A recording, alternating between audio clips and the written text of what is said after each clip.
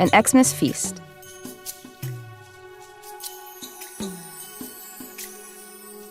Now that my eldest sister, Maisha, was 12, none of us knew how to relate to her anymore.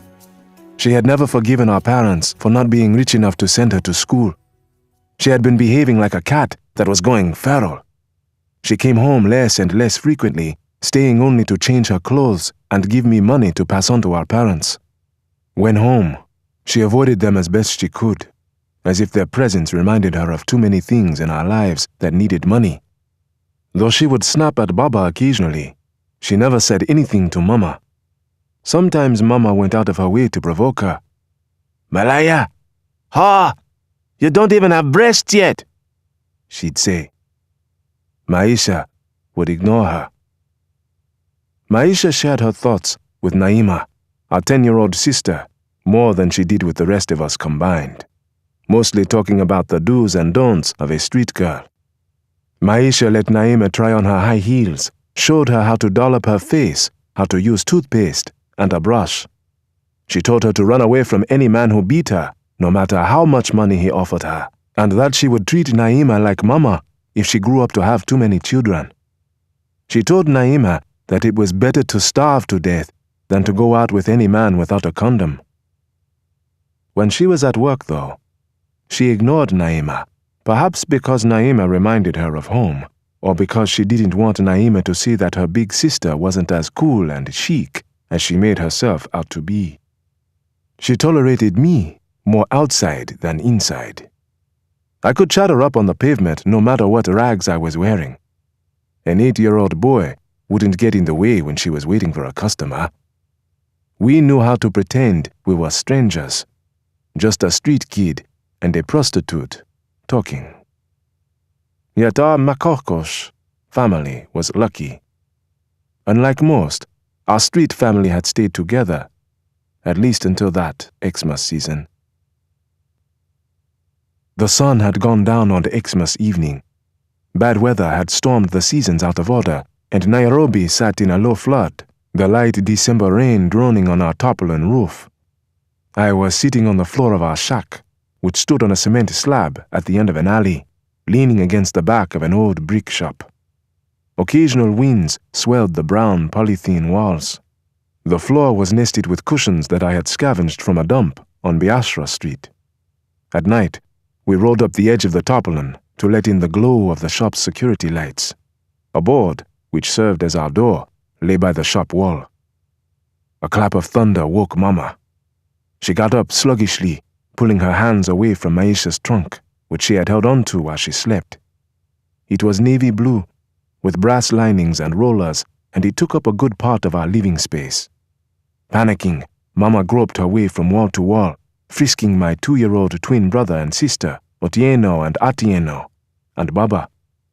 All three were sleeping, tangled together like puppies. She was looking for baby.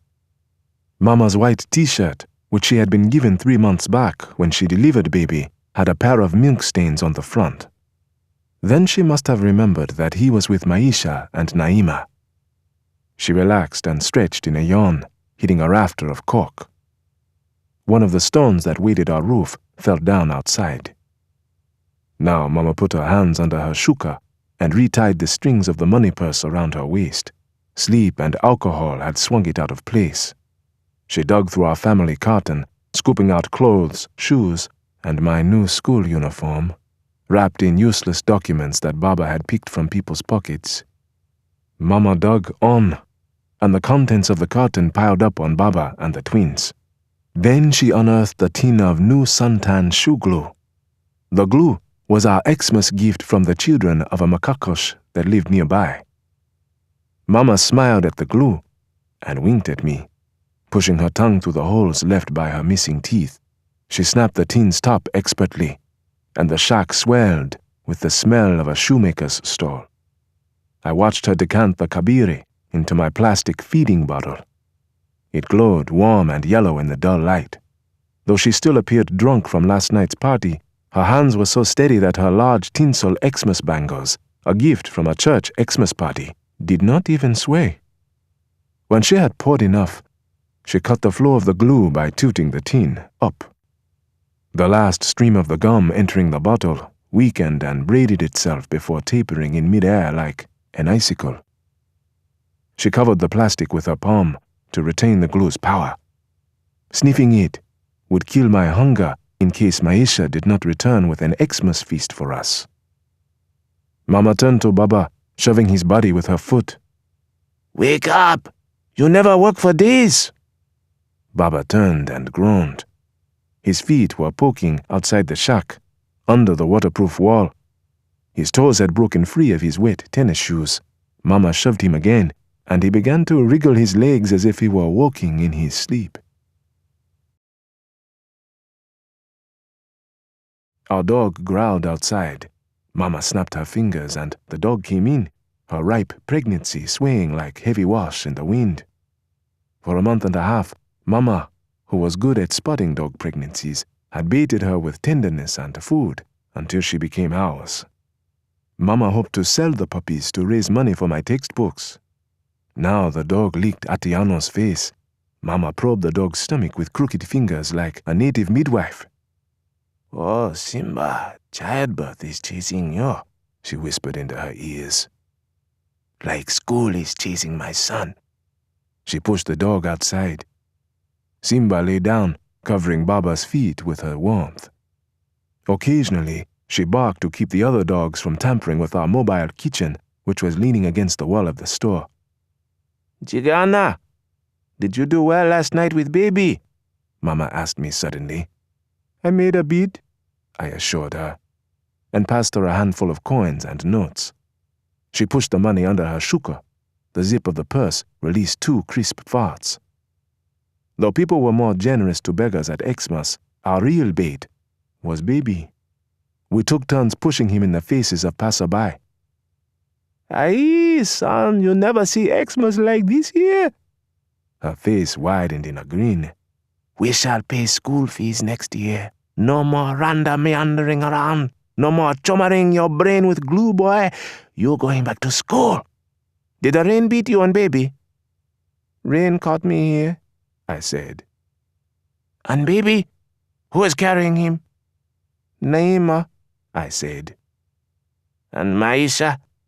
Where is she to do her time with the child?" "Mama, she is very angry."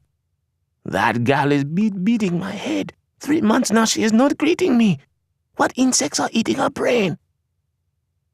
Sometimes Mama's words came out like a yawn because the holes between her teeth were wide.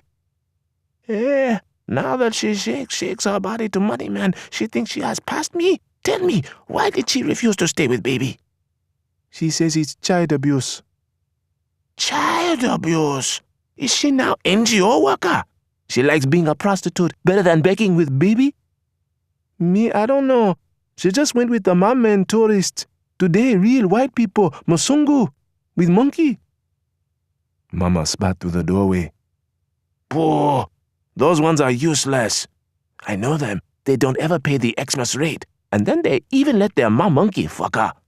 Jigana, talk with that girl. Or don't you want to complete school? She can't just give you uniform only." I nodded. I had already tried on the uniform 8 times in 2 days, anxious to resume school. The green and white checked shirt and olive green shorts had become wrinkled. Now I reached into the carton and stroked a piece of the uniform that stuck out of the jumble. "Why are you messing with this beautiful uniform?" Mama said. "Patience, boy. School is just around the corner." She dug to the bottom of the carton and buried the package. "Maisha likes your face," she whispered. "Please, Jigana, tell her you need more. Shoes, PTA fee, prep fee. We must to save all Xmas rate to educate you first, son. Tell her she must stop buying those funny designer clothes, those clothes smelling of dead white people, and give us the money." As she said this, she started to pound angrily on the trunk. The trunk was a big obstruction. It was the only piece of furniture we had with a solid and definite shape.